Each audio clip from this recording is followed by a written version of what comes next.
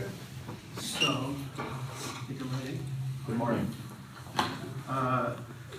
So my thesis began with just one simple question, and that is, what do we do with these?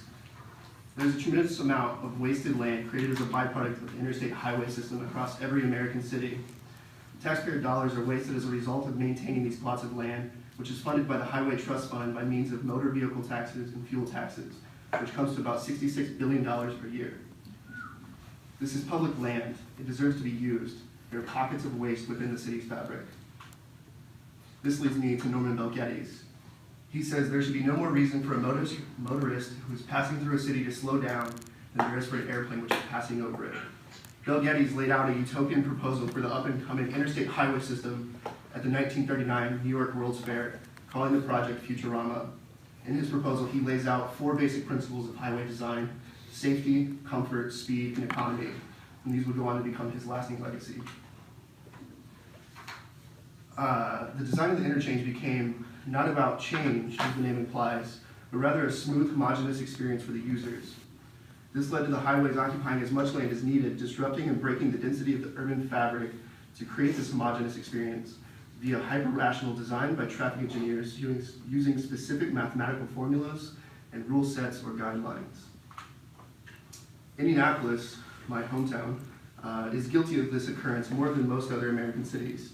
Inherent within the culture of the city, with events like the Indy 500, the car dictates most aspects of urban design, destroying the walkability of the city.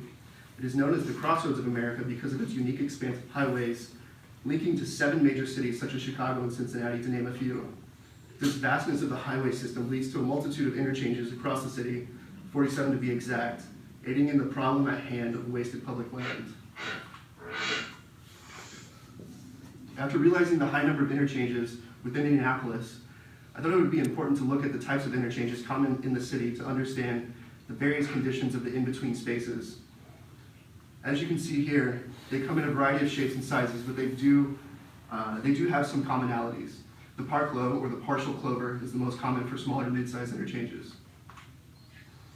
This graphic shows average or typical conditions common amongst the various interchanges, such as speed, sight, travel time. It is difficult to understand the vastness of these spaces as you pass them at highway speeds, but they are quite significant.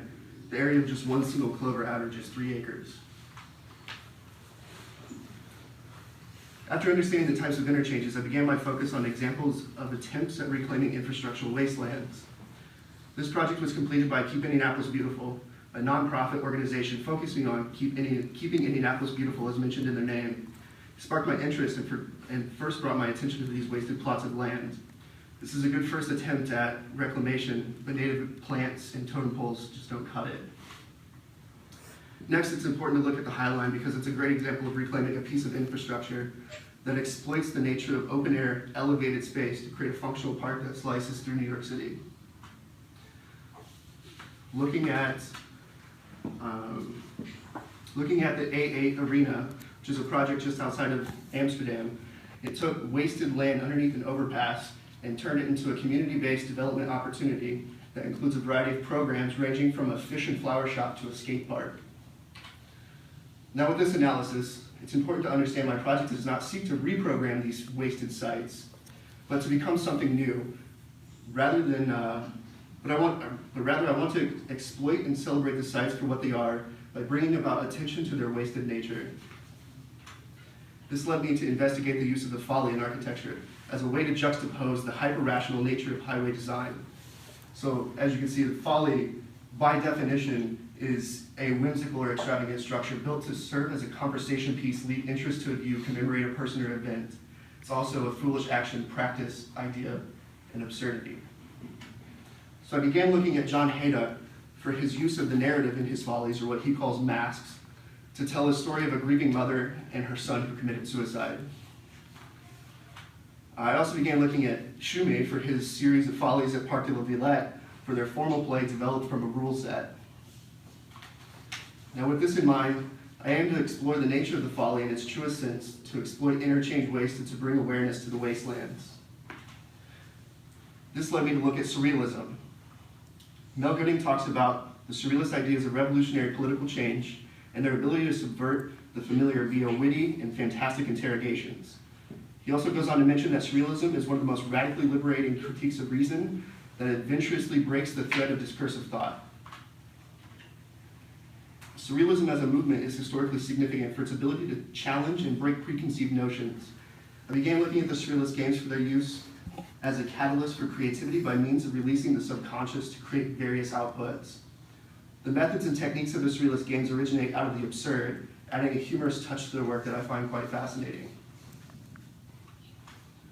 So looking at the definition of absurd, it makes sense that it should go hand in hand with the architectural folly, and thus I began my exploration into absurdism. So as you can see, the absurd is defined as utterly or obviously senseless, illogical, or untrue, contrary to all reason or common sense, laughably foolish and false. And then absurdism, which is a philosophical movement that came out of this, really focuses on the quality or condition of existing in a meaningless and irrational world. So exploring more into absurdism, I found that with his publication of the myth of Sisyphus, Albert Camus describes tactics on confronting the absurd. Taken from an ancient Greek myth, the story is that Sisyphus was punished by rolling a boulder up a hill every day, only to watch it roll back down every night for eternity. Of the 7 techniques he laid out in his version of the story, Camus, they include, some of them include suicide, denial, and distraction, but most importantly, he believes acceptance is the only way to truly be happy. And so with this, he ends his text with, "One must imagine Sisyphus happy." So this led me to think about the intersection of absurdity and architecture. How does that work? A quick Google search will give you images like these, but the conscious still plays too much of a role in their design. I think the absurdity comes with the process of creating the architecture, similar to the Surrealists, being able to release the mind from the rationale inherent with every designer. So to begin this process, I think it's important to revisit the analysis of the interchange with a more absurdist approach. Here I'm analyzing things that don't really have any connection or purpose that can begin to create a new understanding and new connections, aiding in exploiting the sites in some new way. I think that the next step will begin by taking from the Surrealist games as a catalyst for creating, where I potentially gamify the process of architecture by creating cut-ups, dot poetry, and the like. This process will create a series of follies across the city in hopes of raising awareness of the infrastructural waste, while questioning the inherent need for logic and meaning within the profession of architecture.